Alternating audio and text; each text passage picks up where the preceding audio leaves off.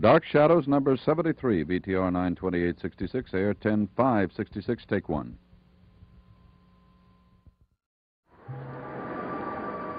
My name is Victoria Winters. Yesterday is alive in the great house on Widow's Hill, and with it the memory of sudden death.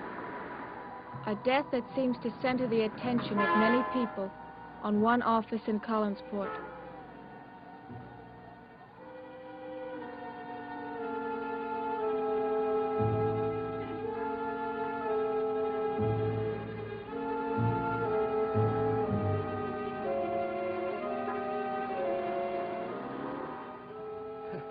Him too? Well, all right, yes, ask him to come in.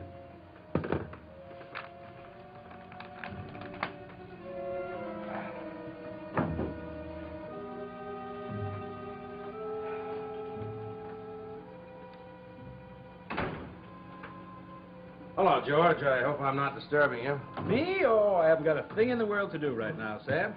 And there's nothing I'd rather do than spend a few minutes with my good friend Sam Evans. Sit down. Make yourself comfortable. Well, I haven't got much time. Just passing by. Well, you have time to have a cup of coffee. Well, I don't want to bother you. Like I said, I was just passing by. That is what you said, isn't it? And here I've been sitting here wondering why you were so late. Me? Yes, I began to worry about you, Sam. I thought maybe you were sick or had to leave town or some foolishness like that.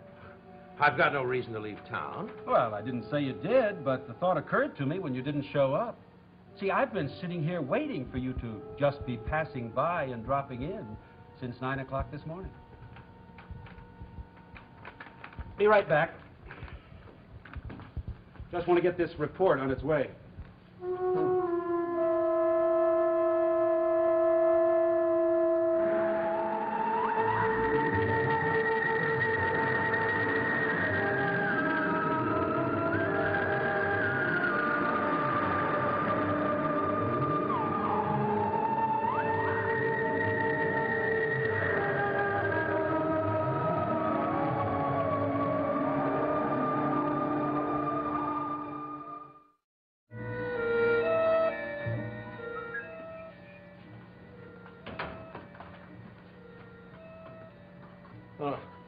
What made you so sure I'd be dropping in to see you?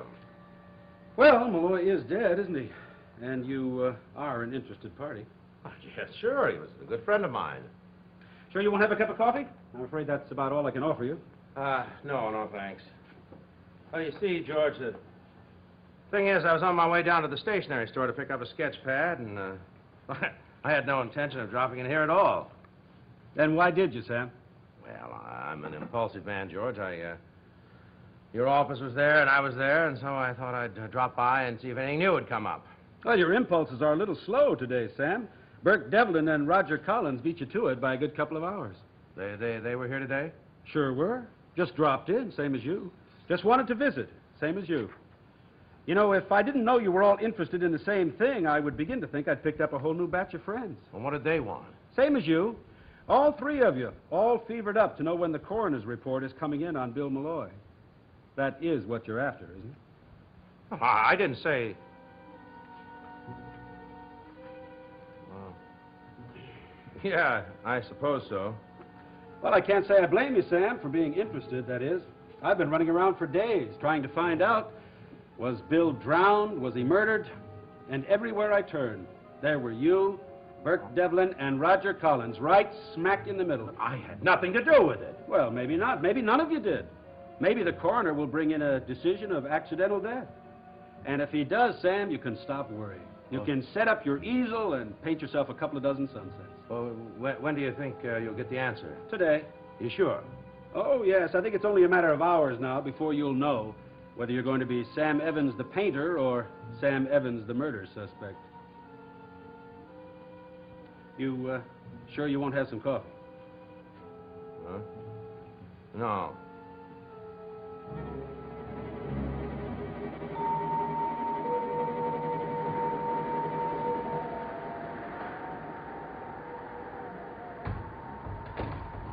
David. Yes, Elizabeth? Come in here for a minute, please. Yes.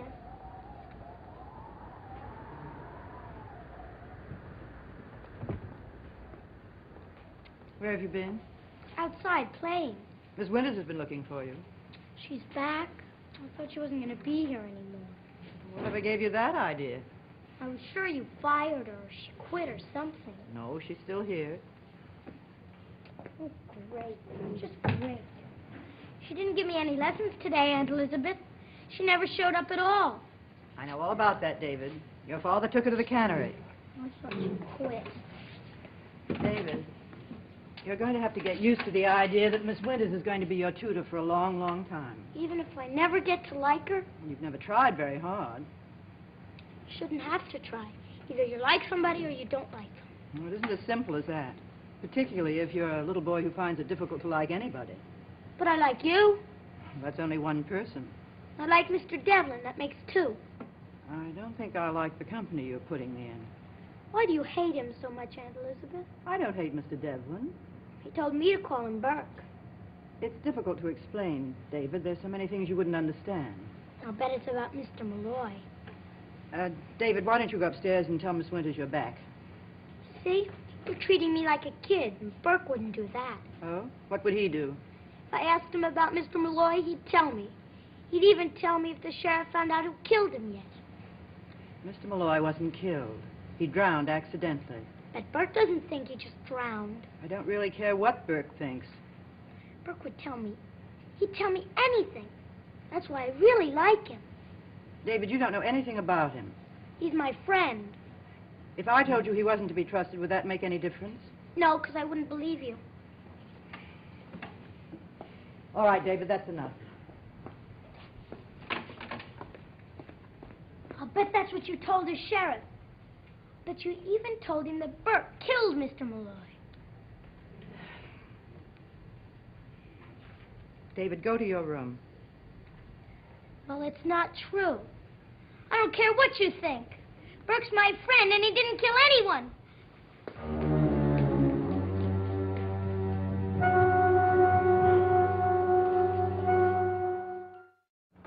Well, Sam, that's about it.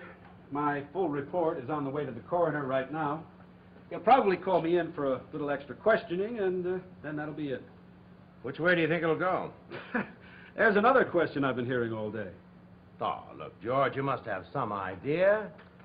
Sam, we've had our little visit. Now, you still have that sketch pad to buy, so why don't you go do it? Leave me with a few minutes peace before I get the call from the coroner.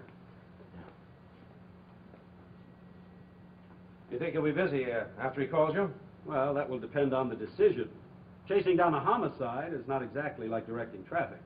Well, you think the findings will be accidental death? Sorry, Sam. That's something I wouldn't care to speculate on. But you must know something. I know you're getting all worked up. Why shouldn't I be, George? You said yourself. You gathered the facts. You asked all the questions. Now, don't tell me that you don't know that all those facts and questions add up to something. Well, I'll tell you this much, Sam. When the coroner calls me in, and he will, one of the things he's going to want to know about is attitude. Now, was it accidental death or homicide? Attitude, Sam. How you, Burke Devlin, and Roger Collins have reacted. He's going to want to know just how nervous you are.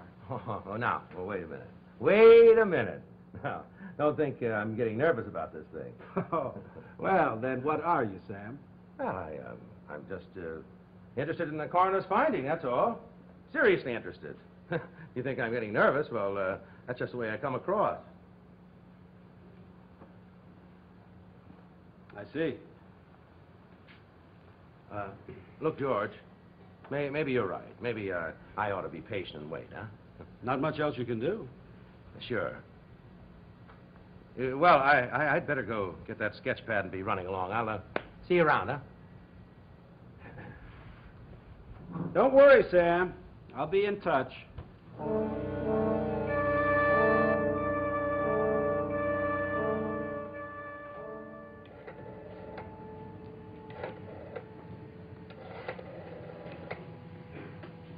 Hello, is this the hotel?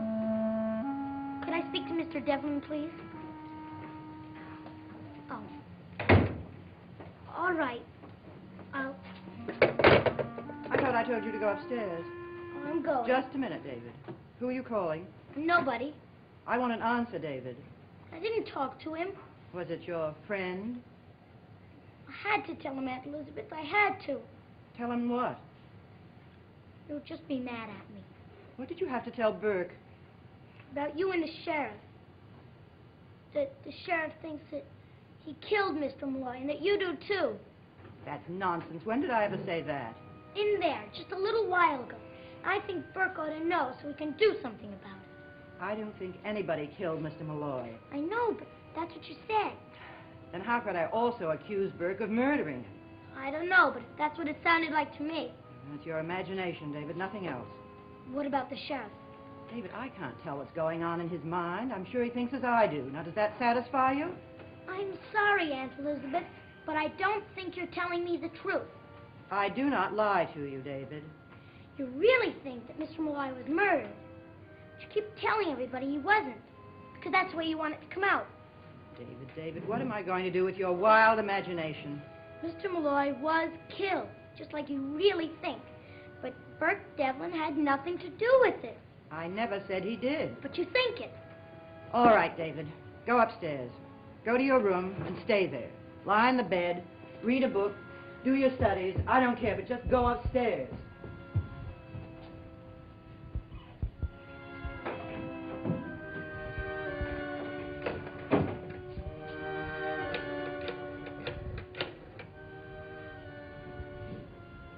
Hello, is the sheriff there? This is Mrs. Stoddard. I wanted to speak to him to find out when he expected to receive the coroner's findings. Oh, I see. Well, how long ago was he called in? Yes, I understand. Then the final decision should come quite soon. Thank you very much. Goodbye.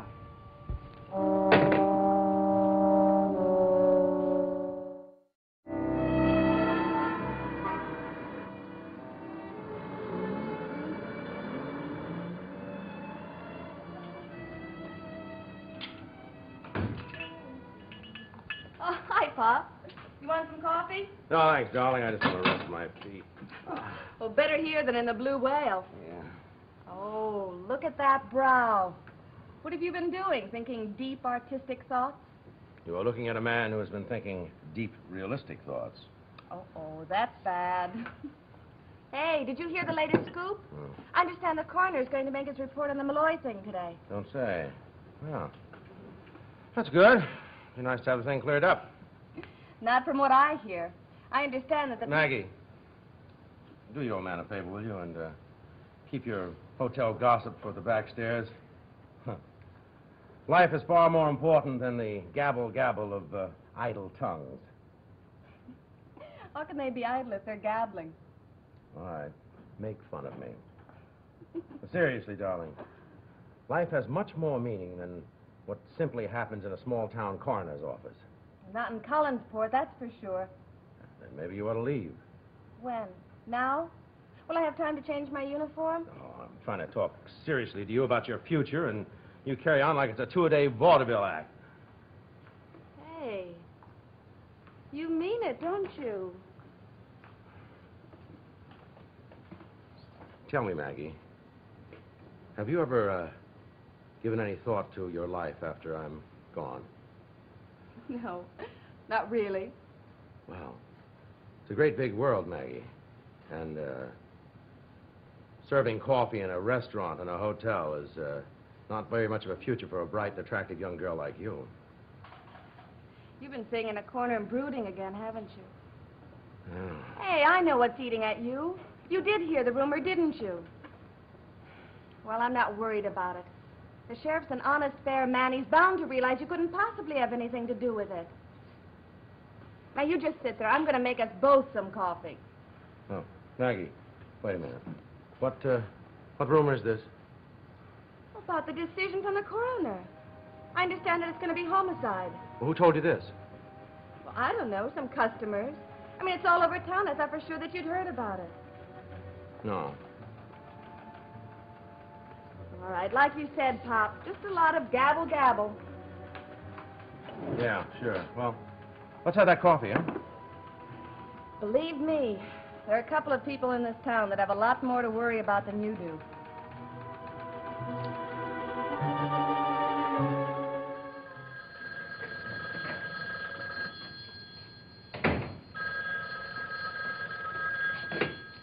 Hello?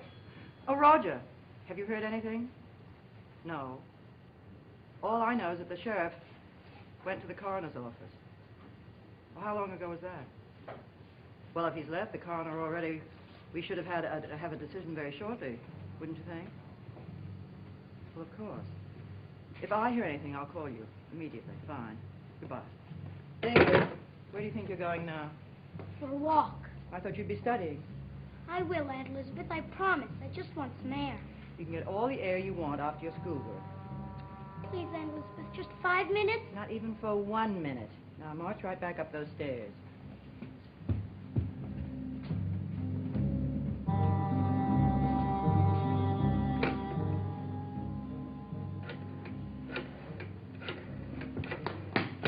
David? David, where are you going? David, come back here. David! David!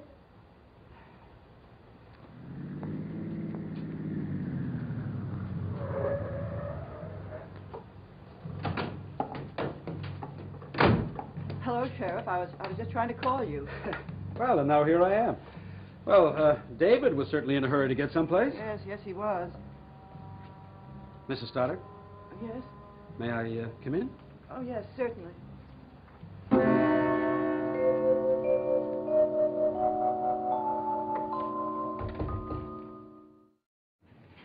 Yeah, that's right, Harry. I'm up at Collinwood. Yes, I came right here from the coroner's office. Yeah, just what you and I thought he would. Well, I'll probably be here about 15 minutes or so, all right? In case anything comes up? Right. Sorry, Mrs. Stoddard. I just like to let the office know where I am in case anyone wants to borrow a cup of sugar.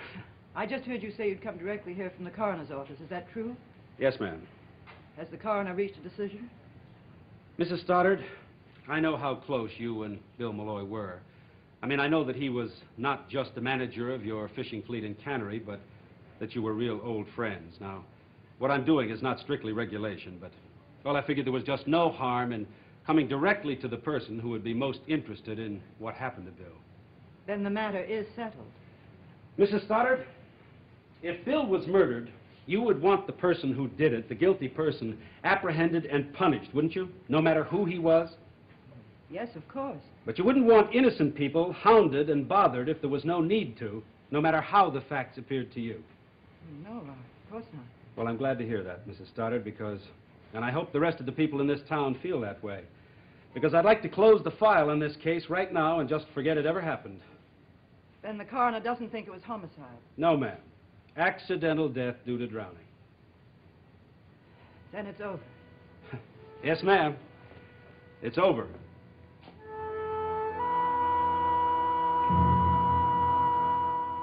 Terrible thing is, it'll never end, no matter what the coroner decides.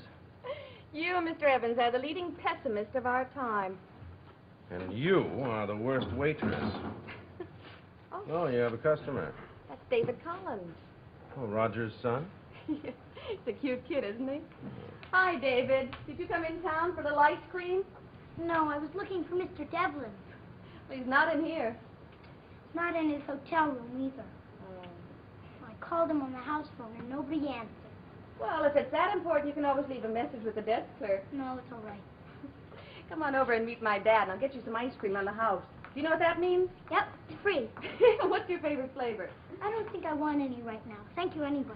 Oh. This is my dad, and this is David Collins, who doesn't want any ice cream. Mr. Collins, Mr. Evans. How do you do, Mr. Collins? Hello. Okay, David, up on the chair. Whether you like it or not, you're going to get a super-duper sundae.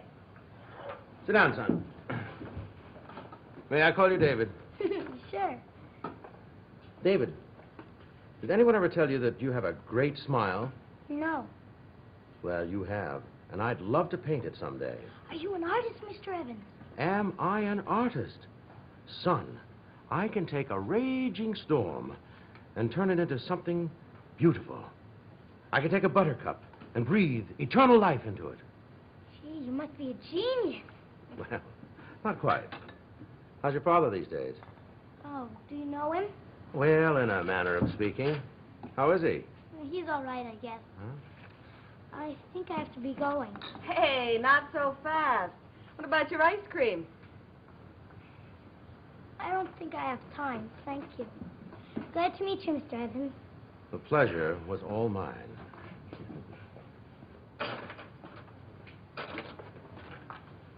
Nice boy. Come on, Pop. Go off your diet for the day. Too bad he has to be part of that family. They're really in for it. Pop, come on. If you don't eat it, I will. And I shouldn't. Well, you know, Maggie, even if the rumor is wrong, even if the coroner decides it's accidental death, that it's not going to make any difference up in Collinswood. Why not? It'll be over, won't it? You think so? You think Burke Devlin will accept that? You watch, Maggie. If the coroner doesn't rule homicide, Burke Devlin will go on a rampage. And he won't stop until there's nothing left, including the boy.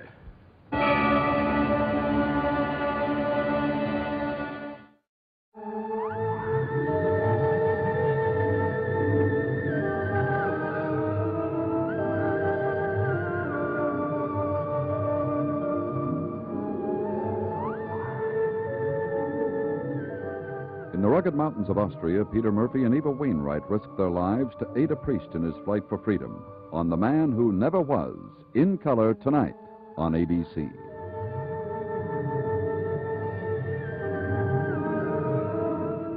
Dark Shadows is a Dan Curtis production.